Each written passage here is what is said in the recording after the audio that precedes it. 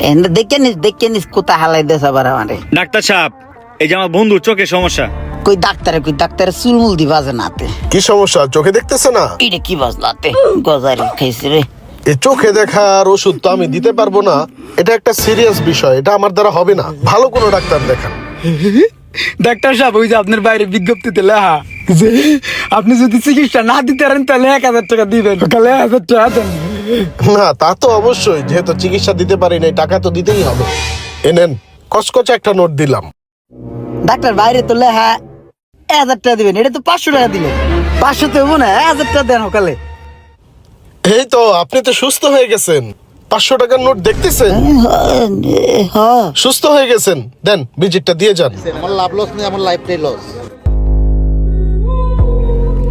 ধন্যবাদ ডাক্তার সাহেব, আমার বন্ধুর চোখটা একটু ভালো হয়ে গেছে।